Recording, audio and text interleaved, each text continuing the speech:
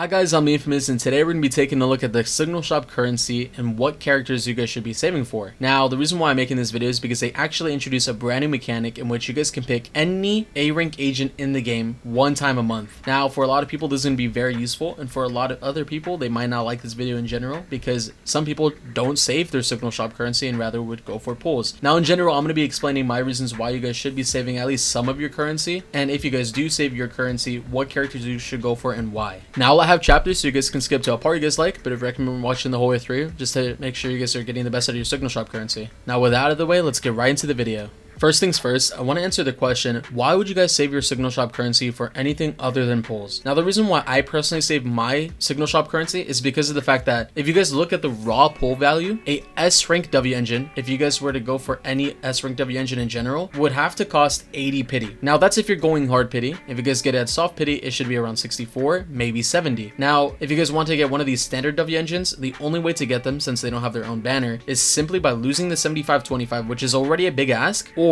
by pulling them in the standard banner. Now again, you guys can't pick what W engine you guys get. It's quite literally a 1 in 7 chance, so it's a gamble, whatever you guys want. So for example, let's say I want the Brimstone. I can't get the Brimstone because there's no banner for it, and I have to lose the 75-25 to even have a chance at this, or get it in the standard banner. Again, it's a 1 in 7 chance, so again, it's not really guaranteed in general, and you also have to go through a bunch of heaps and loops. Now, like I said, I like to look at the S-rank W engines as 80 pity. Yes, you guys can get them earlier, but at the end of the day, I don't care about the gamble. I really don't. I want to have the reassurance of I'm getting what I want guaranteed. If you guys care about that, if you guys don't, it's up to you at the end of the day. But if you guys are looking at raw pull value, if you guys use 600 currency, you guys would have 30 pulls instead of 80. That's how I look at it. It's up to you how you decide what to look at it. Now, assuming you guys are using the same logic that I do, this is pretty common sense of how good this value is because of the fact that not only do we have multiple A ranks that you guys can get, but the thing is with A ranks is you're not just getting an S rank character or a W engine. You guys are losing to multiple A rank W engines and characters. Now, if you guys can see, this is obviously more than 7. So to get the specific character that you guys want, it's lower. So for example, you guys could technically get 10 pandas in a row in one multi. Yes, technically you could get that lucky, but realistically, are you gonna get that lucky? Probably not. For me, for example, I had to go 180 pity for Yishuan, meaning that on her banner, I was more likely to get multiple dupes of panda. But if you're as unfortunate as me, sometimes you're not gonna get lucky. And in my example, I only got 2 copies of panda, so I only have 1 cinema. Now, in this case, for panda to have his full potential, the best cinema he has is M6. This is increasing his sheer force by a significant margin, and if we don't have M6, we're not getting that. Now again, you guys could get lucky, and you guys might already have an M6 panda, but he's only been out once, and the only way you could have gotten him was summoning on Yishuan. And even if you have hard pity on Yishuan and you get unlucky, you could be as unlucky as me and again only get 2 copies of panda. So if you guys are still questioning whether this is still worth it or not, again, it depends on your account, but in my scenario, you could get as unlucky as me and you might not get anything. So if you guys are like me and you guys need some luck and you guys don't care about the gamble, again, these are my reasons of why I personally like saving my currency. If you guys don't agree, fuck it, I don't care. I'm not changing my opinion, but in general, I really do recommend to at least get some of these characters. Now, if I have swayed at least some of you, what characters are actually worth it? Why would you want to go for anybody? Now, first things first, waifu over meta. If you guys are wanting Pulchra, she's the reason why you started the game and you don't own a single copy of her. It does not matter if she's meta. If you guys care about her and you guys are, again, she's the reason why you guys started, please pick her. It should not matter. At the end of the day, if you like the character, go for it.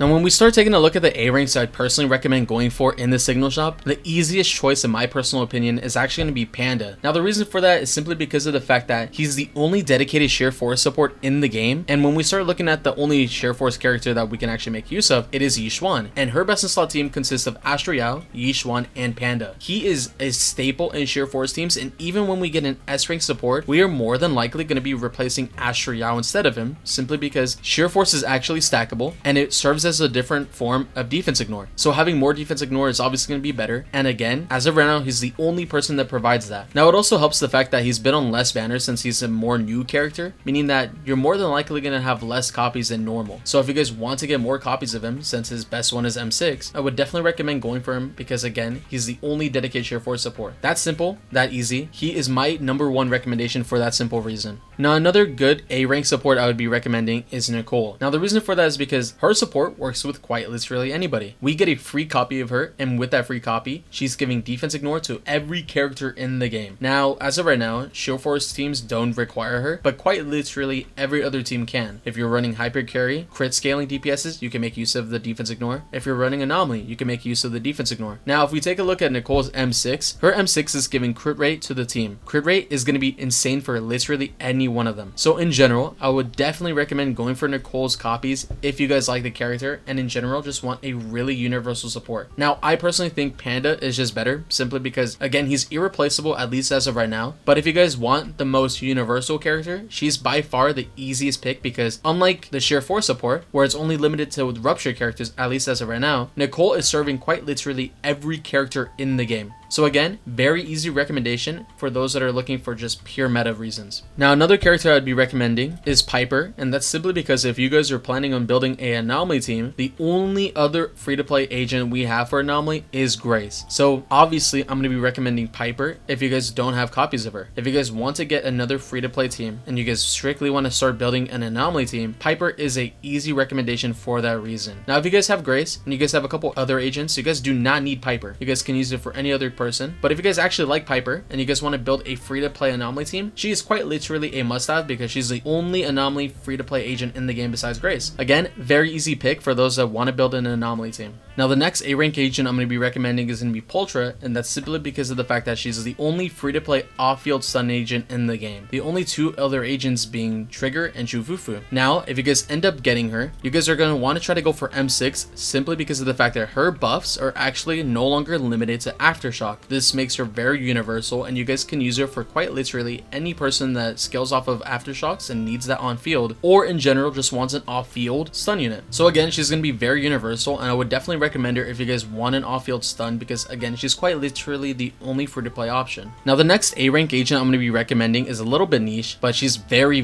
good in that niche, and that's going to be Soukaku. Now the reason for that is because of the fact that she's supporting quite literally any ice DPS in the game. It could be Lycon and Ellen, it could be Yuzua and Miyabi, it could be Lycon and Hugo. It can be quite literally any future ice DPS in the game that she will be able to support, and obviously the fact that the best, DPS in the game being ice is going to help a lot with her. So if you guys are looking for any free-to-play ice support, Soukaku is easily going to be the best install option because when you guys end up getting M4, she's putting ice res down, she's providing a significant amount of days with her charges, and on top of that, she's giving a bunch of attack to your team. Again, very free-to-play friendly and very simple for ice rank DPSs. Now the next A-rank agent I'm going to be recommending is going to be Lucy, and she's kind of weird because she kind of fits in between this niche of being good like Soukaku with the buffs, but also being weaker than somebody like Nicole. Now what I mean by that is Lucy's giving attack like Soukaku, she's giving a little bit of crit damage through her mindscapes, similar to how Nicole is giving crit rate, but Nicole is significantly better because instead of giving attack, she's putting defense down, which is super valuable, whereas Lucy's only giving attack. Now her boars do significant amount of damage, but for a support agent, that's not really that important. What we're looking at is her buffs, and again, if we compare her to her other counterparts, she's one of the weaker characters easily. Now being universal gives her a lot of boosts, right? If you're going to be using her for quite literally any agent, you could make it work. She can work in a mono fire team, she can work with an ice team, she can work with literally anybody that wants attack, and as of right now, basically everybody wants attack besides Yushuan because she's the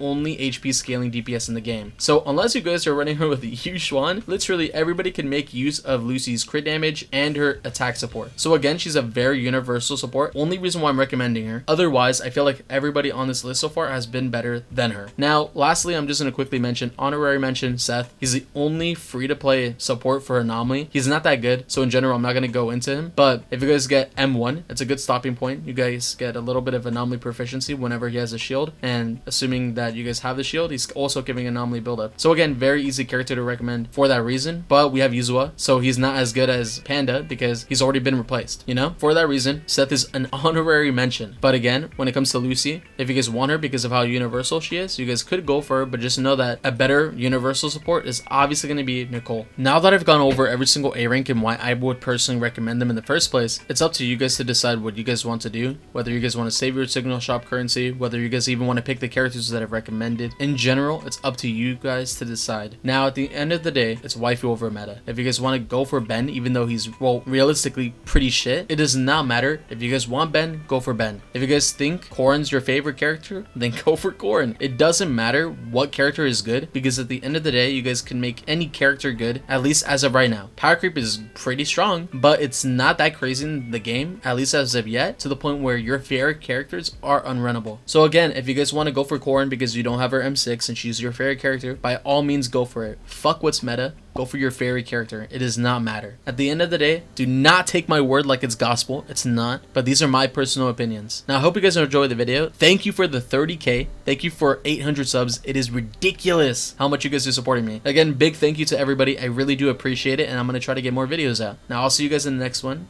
Bye-bye.